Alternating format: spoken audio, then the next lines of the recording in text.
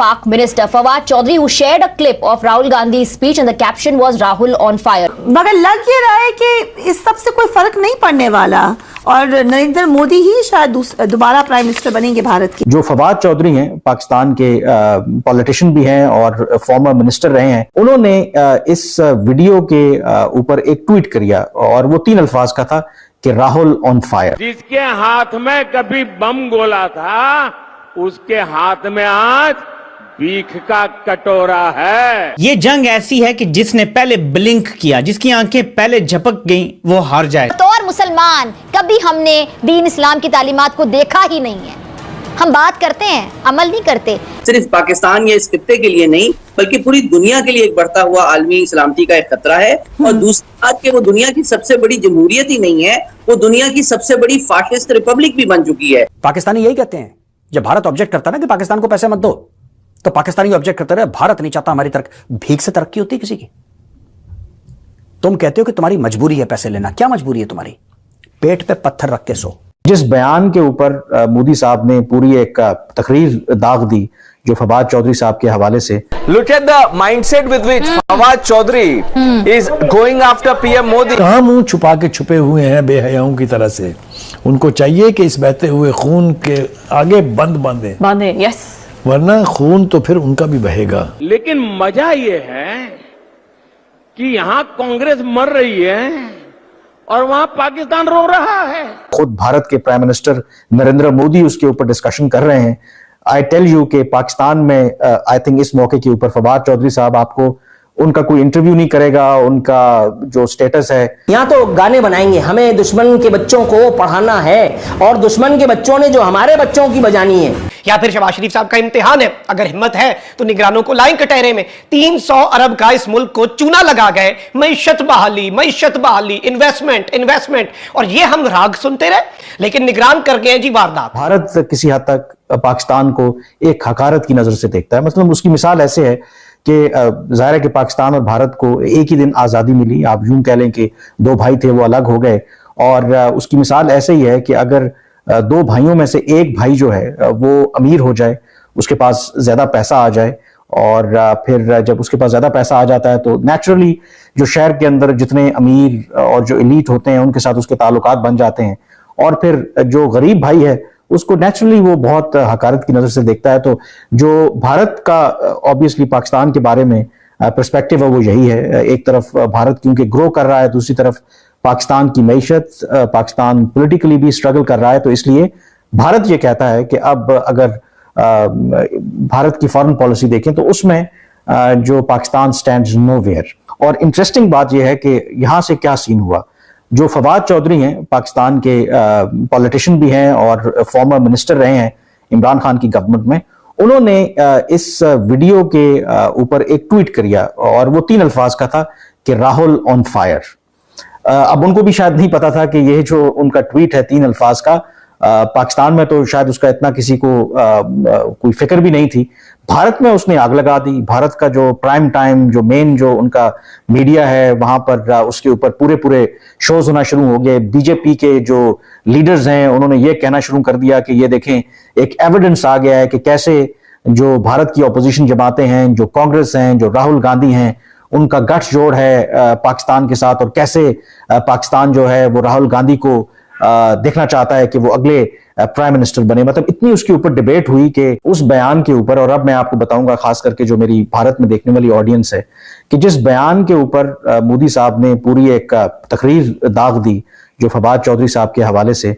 अब फवाद चौधरी साहब की जो इस वक्त पाकिस्तान की सियासत में जो स्टेटस है वो मैं आपको बताता हूं कि ऑलरेडी आपको पता है कि इमरान खान के दौर में वो वज़ीर इत्तलात रहे, साइंस एंड टेक्नोलॉजी के वजीर भी रहे, बड़े प्रोमिनेंट ऑब्वियसली पॉलिटिशियन थे। लेकिन इमरान खान की हुकूमत के खात्मे के बाद आपको पता है कि वो ज़ेरे अताब रहे एस्टेब्लिशमेंट के। कई माह तक वो जेल में रहे, कुछ अर्सा पहले ही वो जमानत पर रिहा हुए हैं, और इस वक्त वो पाकिस्तान के अंदर स्ट्रगल कर रहे हैं कि किसी तरीके से अगेन तरीके इंसाफ में कम बैक करें। जितना उनके बयान को भारत में उन जो मीडिया है वो बढ़ा चढ़ाकर पेश कर रहा है, और खुद भारत के प्राइम मिनिस्टर नरेंद्र मोदी उसके ऊपर डिस्कशन कर रहे हैं। आई टेल यू के पाकिस्तान में आई थिंक इस मौके के ऊपर फवाद चौधरी साहब आपको उनका कोई इंटरव्यू नहीं करेगा। उनका जो स्टेटस है क्योंकि ना तो वो अभी वजीर हैं, और स्पेशली मैंने कहा कि अभी भी वो एस्टेब्लिशमेंट के ज़ेरे अताब हैं, और उनके बयान को इतनी ज्यादा अहमियत देना, यहां से ये चीज एस्टेब्लिश होती है कि कैसे जो हमारे सियासतदान हैं वो आम लोगों को बेवकूफ बनाते हैं। जो बीजेपी है, जो भारत के प्राइम मिनिस्टर हैं, उन्होंने फवाद चौधरी साहब के बयान को इस तरीके से प्रेजेंट किया कि एज इफ जो पाकिस्तान की हुकूमत, पाकिस्तान की रियासत कांग्रेस की हिमायत कर रही है। हालांकि फवाद चौधरी साहब की इस वक्त आटे में नमक के बराबर भी पाकिस्तान की सियासत में बिल्कुल भी कोई हैसियत नहीं है, लेकिन उनके इस बयान को आई एम श्योर के वो डिलिबरेटली हवा दी गई है। जो प्रो बीजेपी वहां पर मीडिया है, जो बीजेपी है, क्योंकि उनको टारगेट करना था राहुल गांधी को, और मैं यहां पर कोई कांग्रेस की हिमायत नहीं कर रहा, लेकिन ये हमारे सियासतदान करते हैं। और बेचारे जो अवाम है, वो पाकिस्तान की हो या भारत की हो, वो बाय भी करती है कि देखें वाकई कि ये जो कांग्रेस है या कैसे जो हमारे लीडर हैं वो बिल्कुल सच बात कह रहे हैं। तो इसमें दो चीजें एस्टैब्लिश हुई कि अगेन जो अदरवाइज ये तासुर दिया जाता है भारत की तरफ से कि जी पाकिस्तान रेलेवेंट नहीं है, लेकिन वोट लेने के लिए स्टिल कहीं ना कहीं पाकिस्तान आज भी भारत में रेलेवेंट है। और उसकी मुझे मजीद डिटेल में जाने की जरूरत नहीं है कि अगर आप पब्लिक रैली के अंदर बजाय इसके कि आप अपनी कारकर्दगी के ऊपर बात करें, आप पाकिस्तान के ऊपर और उस पर डिस्कशन कर रहे हैं। दूसरा इसके अंदर आई थिंक जो एक और पहलू है वो भी हमें याद रखना चाहिए कि ये बात भी बिल्कुल लेजिटिमेट कंसर्न है कि जो सियासतदान होते हैं वो जहां पर तो उनकी कारकर्दगी अच्छी है या जहां पर वो अच्छा पॉइंट स्कोर कर सकते हैं उसका तो जिक्र करते हैं, लेकिन जहां पर उनकी नाकामियां हैं उधर वो अवॉइड करते हैं। अब जहां वो पाकिस्तान के बारे में, और आप कह सकते हैं कि फ्रॉम इंडियाज पर्सपेक्टिव कि भारत की पॉलिसी एक लिहाज से वो ठीक रही कि पाकिस्तान के साथ उन्होंने इंगेज नहीं किया, पाकिस्तान को हर तरह से आइसोलेट करने की भी कोशिश की, और फिर इस सारे अरसे के अंदर जो अगर आप फ्रॉम बीजेपी पर्सपेक्टिव ये देखें तो भारत के अंदर कोई इस तरह की बड़ी दहशतगर्दी की कार्रवाई भी नहीं हुई। तो भारत ये क्लेम कर सकता है कि देखें उनकी जो पॉलिसी है पाकिस्तान को लेकर के वो सक्सेसफुल है। इस बार जब आईएमएफ ने पाकिस्तान को पैसा दिया था, भारत ने एब्सटेन करा, बाकी सबने बोला दे दो पैसा, क्योंकि भारत ये तब से कहता आ रहा है कि ये लोग गलत रास्ते में खर्च कर रहे हैं पैसा। भाई एक बात बताओ, ठीक है पाकिस्तानी ये बोलेंगे कि भारत नहीं चाहता हमारी तरक्की, अबे भीख से किसी की तरक्की होती है? पाकिस्तानी यही कहते हैं जब भारत ऑब्जेक्ट करता है ना कि पाकिस्तान को पैसे मत दो, तो पाकिस्तानी ऑब्जेक्ट करता है भारत नहीं चाहता हमारी तरक्की। भीख से तरक्की होती है किसी की? तुम कहते हो कि तुम्हारी मजबूरी है पैसे लेना, क्या मजबूरी है तुम्हारी? पेट पे पत्थर रख के सो, तरक्की करनी है ना। तुम्हारे यूट्यूबर यही तो डिस्कस करते हैं लाहौर की सड़कों में कि भारत कहां खड़ा है और हम कहां खड़े हैं। पहली बात तुम खड़े नहीं हो, तुम पड़े हो। भारत खड़ा है, तुम तो पड़े हो। अब मुझे एक बात बताओ, जब तुम लोग डिस्कशन करते हो भारत ऊपर कैसे पहुंच गया? भाई बहुत बड़ा मार्केट है, क्या हर समय इतना बड़ा मार्केट था? बहुत बड़ी इकोनॉमी है, क्या सब इतनी बड़ी इकोनॉमी थी भारत की? नहीं भाई, हमारी मिडिल क्लास ने अपना पेट काट काट के बच्चों को पढ़ाया है।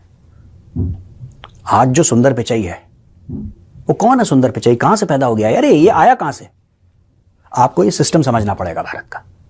पाकिस्तानी ऐसी हवा, लाहौर में खाना पीना खाते हुए सड़कों पे बकवास, ये कहां खड़ा है, हम कहां खड़े हैं। They don't even understand the basics. और ये पैसा जाता है जिहाद में, 100% जाता है। कुछ जर्नैल अपनी जेब में डालते हैं, कुछ जिहादियों को देते हैं, क्योंकि पाकिस्तानी फौज अब लड़ने के लायक नहीं रह गई है किसी के साथ भी। ये हथियार जो भी खरीदते हैं ना, क्यों खरीदते हैं हथियार आपको पता है? लड़ना इनको है नहीं। अभी हथियार क्यों खरीदते हैं महंगे महंगे चाइना से लोन लेके? क्योंकि उसमें इनको कट मिलता है, अपना 10, 20, 25, 30% जेब में रखते हैं। इसी से इनकी आती हैं बड़ी बड़ी कोठियां दुबई में, बड़े बड़े पेंट हाउस लंदन में। कहां से आता है पैसा? इसी सब डिफेंस डील से आता है इनका पैसा। खाते हैं लोग पैसा, पाकिस्तानी फौजी। All of them are bloody corrupt, all these generals in Pakistan they are totally corrupt, बिल्कुल करप्ट हैं एक नंबर के। तो भाई सिंपल सी बात यह है कि अगर पाकिस्तान को पैसा मिलेगा, कुछ पैसा पाकिस्तानी जनरल खा जाएंगे, कुछ इनके नेता खा जाएंगे, कुछ इनकी जुडिशरी खा जाएगी, ठीक है, कुछ इनके ब्यूरोक्रेट खा जाएंगे, कुछ हाफिज सईद को दे देंगे। लड़ना इन्होंने नहीं है, इनको तो लंदन में फ्लैट खरीदना है।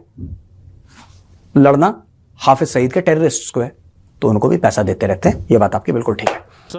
जय हिंद दोस्तों, जैसे ही पाकिस्तान के एक नेता ने राहुल गांधी को फायर कहा तो पीएम मोदी ने पाकिस्तान की औकात दिखा दी।